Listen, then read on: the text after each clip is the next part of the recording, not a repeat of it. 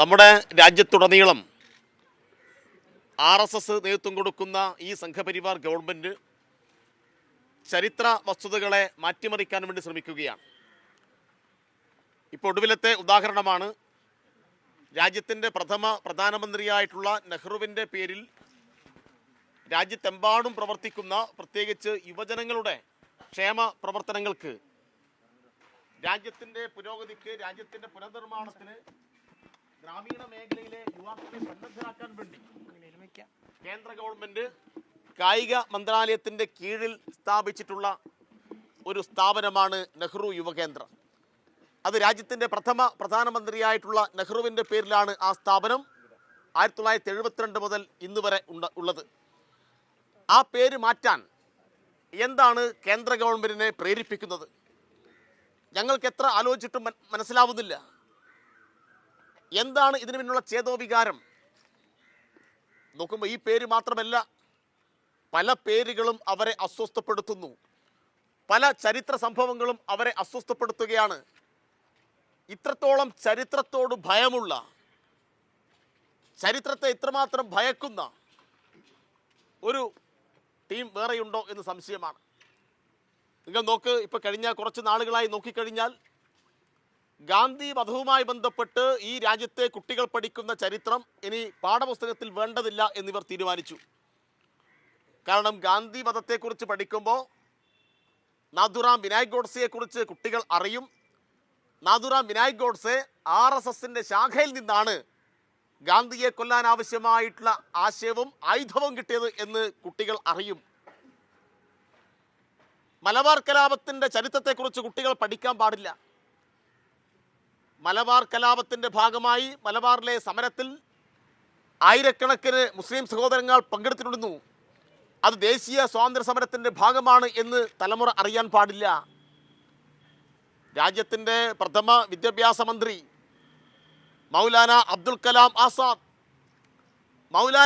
കലാം ആസാദിനെ കുറിച്ചുള്ള അദ്ദേഹത്തിൻ്റെ ജീവചരിത്രം സ്കൂളുകളിൽ +2 പാഠപുസ്തകത്തിൻ്റെ ഭാഗമാണ്. ആരാണ് മൗലാന അബ്ദുൽ കലാം ആസാദ്? അദ്ദേഹം ഈ രാജ്യത്തിന് നൽകിയ സംഭാവന എന്താണ്?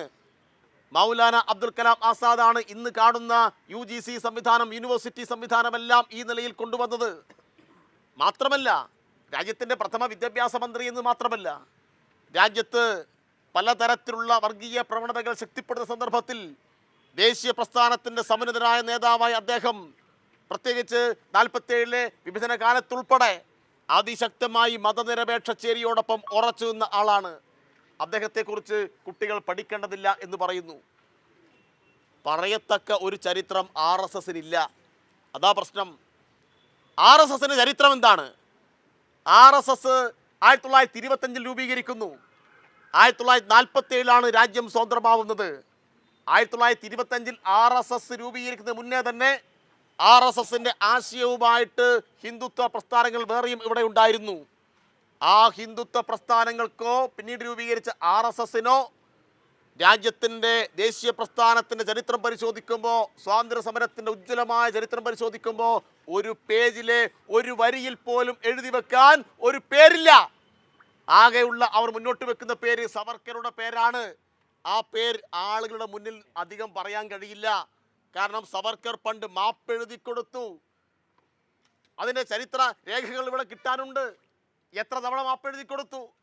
മാപ്പെഴുതി കൊടുത്തു മാത്രമല്ല, സവർക്കർ മാപ്പെഴുതി കൊടുക്കുമ്പോൾ ബ്രിട്ടീഷ് രാജ്ഞിക്ക് എഴുതിയ കത്തിൽ പ്രത്യേകം പറയുന്നു, എന്നെ ഈ ജയിലിൽ നിന്നും മോചിപ്പിച്ചാൽ എൻ്റെ ആശയത്താൽ, ഞാൻ പ്രവർത്തിക്കുന്ന സംഘടനയുടെ ആശയത്താൽ പ്രചോദിതരായ ലക്ഷക്കണക്കിന് ആളുകളുടെ താല്പര്യം, ലക്ഷക്കണക്കിന് ആളുകളുടെ പിന്തുണ ബ്രിട്ടീഷ് രാജ്ഞിക്ക് അനുകൂലമായി ലഭിക്കും, ബ്രിട്ടീഷ് സാമ്രാജ്യത്തിന് അനുകൂലമായി ലഭിക്കും. ആ പിന്തുണ ഞാൻ വാങ്ങിച്ചു തരാം എന്ന് നാണമില്ലാതെ മാപ്പെഴുതി കൊടുത്ത RSSൻ്റെ നേതാവിൻ്റെ ചരിത്രമല്ല നെഹ്റുവിനും അബ്ദുൽ കലാം ആസാദിനും ഭഗത് സിംഗിനും ചന്ദ്രശേഖർ ആസാദിനും മലബാർ കലാപത്തിൻ്റെ ഭാഗമായി രക്തസാക്ഷിത്വം വരിച്ച ആയിരക്കണക്കിന് പോരാളികൾക്കുമുള്ളത്. അതുകൊണ്ട് ഇവർക്ക് പറയത്തക്ക ചരിത്രം ആളുകളെ മുന്നിൽ അവതരിപ്പിക്കാൻ ഒരു ചരിത്രമില്ല. ആ ചരിത്ര ഭയം കൊണ്ടാണ് എമ്പുരാൻ സിനിമയ്ക്കെതിരായിട്ട് ഇവർ അക്രമം ഉണ്ടാക്കിയത്.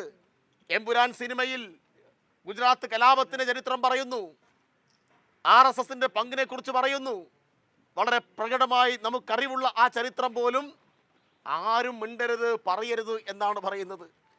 അതുകൊണ്ട് ഈ ചരിത്രത്തെ ഭയപ്പെട്ടുകൊണ്ട് RSS രാജ്യത്തുടനീളം കാവ്യവൽക്കരണത്തിൻ്റെ ഒരു പുതിയ അജണ്ട മുന്നോട്ട് വെക്കുന്നു.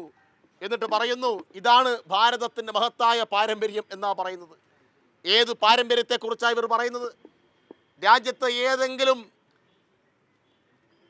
ആളുകൾക്ക് ഉപകാരപ്പെടുന്ന എന്തെങ്കിലും ഒരു സംഭവം, എന്തെങ്കിലും ഒരു ചരിത്രം, സമരം ഇവരുടെ സംഭാവനയായിട്ടുണ്ടോ?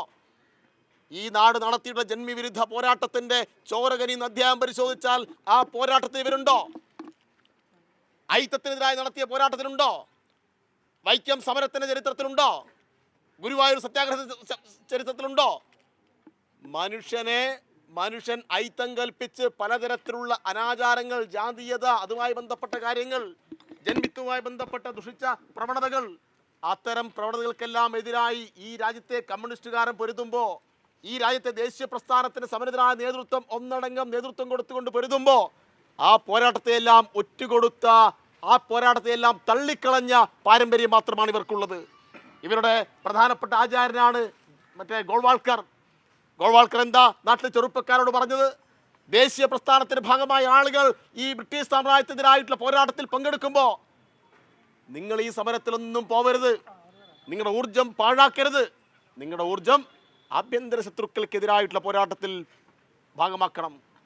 ആരൊക്കെ ആഭ്യന്തര ശത്രുക്കൾ? കമ്മ്യൂണിസ്റ്റുകാർ, ക്രിസ്ത്യാനികൾ, മുസ്ലിങ്ങൾ.